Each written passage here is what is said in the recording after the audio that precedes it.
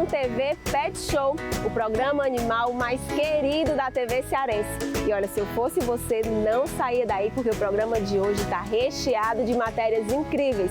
Confere só o que a gente preparou. Temos uma matéria com o Dr. Márcio Vasconcelos sobre cirurgias em animais idosos. E a doutora Miriam Marinho nos fala da importância de estarmos sempre atentos à saúde bucal dos nossos pets. Tem o repórter Fuinha e tem também Meu Pet é Lindo. Não sai daí, daqui a pouquinho.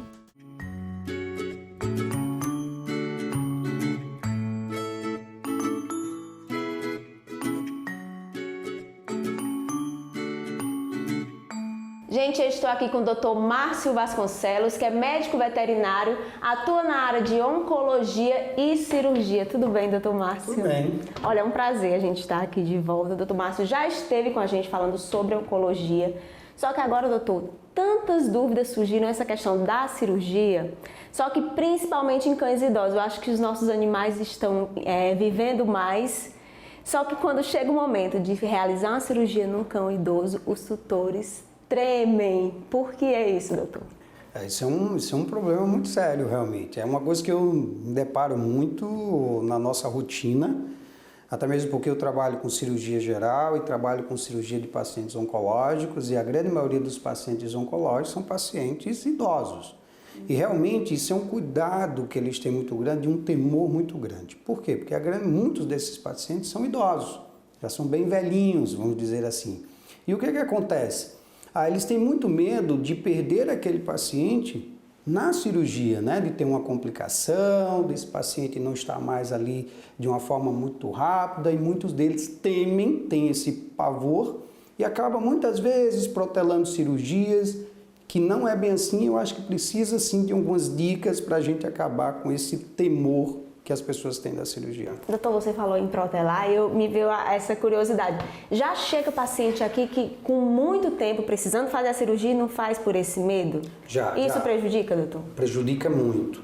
É muito comum na nossa rotina de cirurgia nós encontrarmos pacientes que às vezes já têm uma enfermidade, e eu digo ortopédica, oncológica ou outras enfermidades, que o pacientezinho já sofre há muito tempo com aquilo e o tutor muitas vezes não fez o tratamento, não, lógico, porque ele não quer fazer. Porque parte daquele tratamento, ou o tratamento em si, envolve a cirurgia.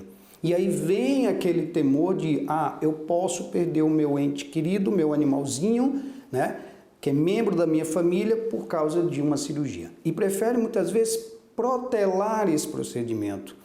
E aí esquece de uma pequena coisinha.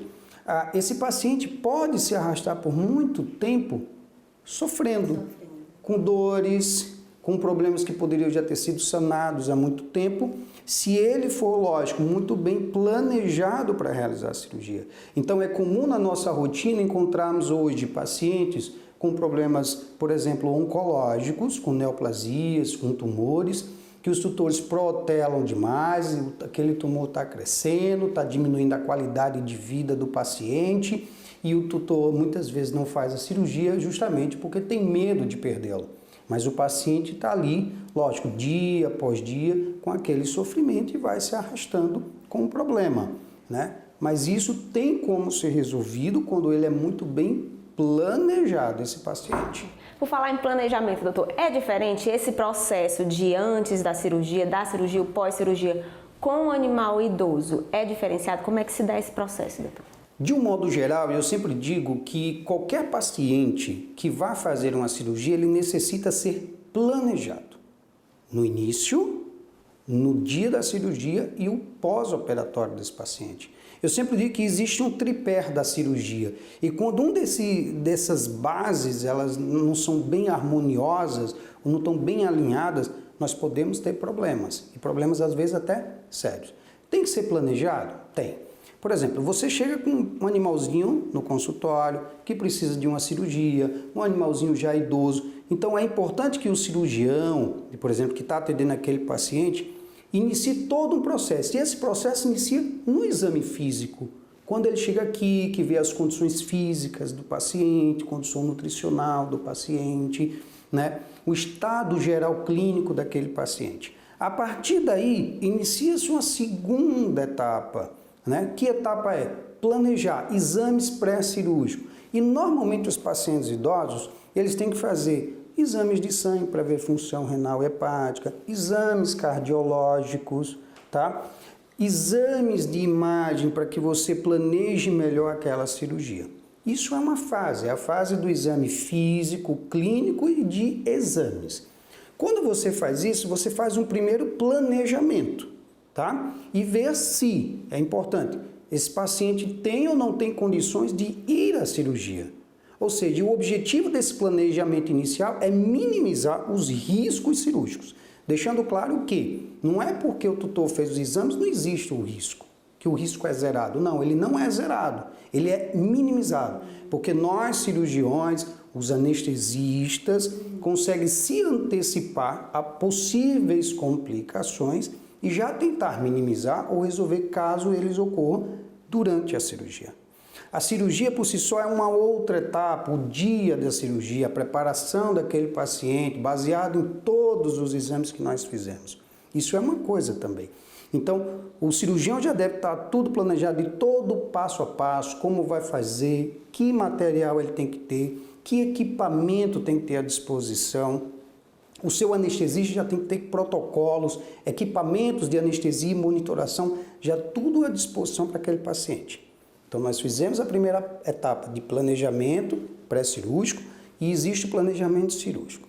Passado essa fase, que é da cirurgia propriamente dita, quando você realiza ali a sua melhor técnica, dá o seu melhor, na verdade, para resolver a situação daquele paciente, vem a fase do pós-operatório, que é tão importante quanto. Muito importante. Que é tão importante.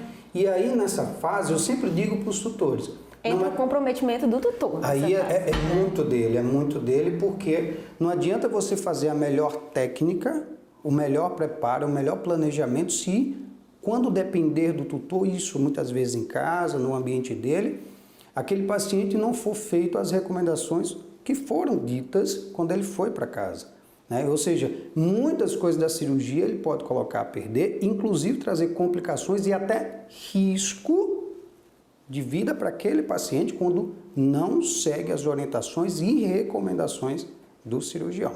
Então, esse é um passo a passo. Quando a gente segue esse passo a passo direitinho, nós minimizamos os riscos e confirmo que a possibilidade de sucesso é muito grande. Doutor, vou fazer uma pergunta. Eu tenho certeza que o senhor vai ter uma ressalva, mas a pergunta é a seguinte. Baseado em todos esses cuidados, você sempre aconselha a opção da intervenção cirúrgica? Essa é uma boa pergunta e, assim, a palavra sempre é uma palavra muito forte. Por isso que eu disse que ia ter uma ressalva. Então, assim, não, nem sempre nós indicamos.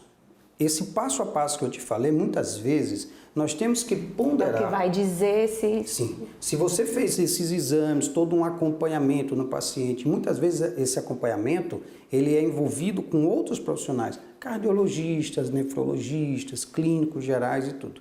E se você colhe essas informações e descobre com essas informações que o risco cirúrgico é muito maior do que o procedimento em si que vai ser realizado, muitas vezes nós desconsideramos a realização da cirurgia e vamos iniciar outros tipos de tratamento. E aí você vai buscar alternativas, tá? Paliativas, algumas vezes, para minimizar o sofrimento daquele paciente e não correr o risco da cirurgia, tá? Mas isso também, para que nós possamos tomar essa decisão, isso tem que ser embasado em alguma coisa.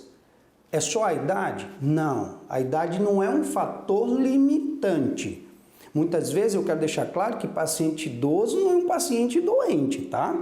Muitas vezes a gente pega pacientes idosos que se comportam muito bem em cirurgias longas, em anestesias prolongadas, e você pega pacientes jovens que às vezes já tem alguma debilidade, que é muito mais complicado do que aquele paciente idoso que está lá na mesa cirúrgica. Então, assim, contanto que seja planejado. Foi planejado e tiver indícios ou situações que o risco seja muito maior, nós não vamos com esse paciente. Porque, lógico, o objetivo principal é a preservação da vida, né? Então, eu não posso submeter-lo de qualquer forma, em qualquer condições, à cirurgia daquele paciente. Lógico que é um ente querido de alguém que está ali e que deposita toda uma confiança na gente. Então, tem que se levar isso muito a sério. Olha, entrevistar o Dr. Márcio é receber uma verdadeira aula, por isso que a gente vai continuar no próximo bloco, porque eu ainda estou cheia de curiosidade aqui, a gente tem que aproveitar o tempo do doutor. Até já!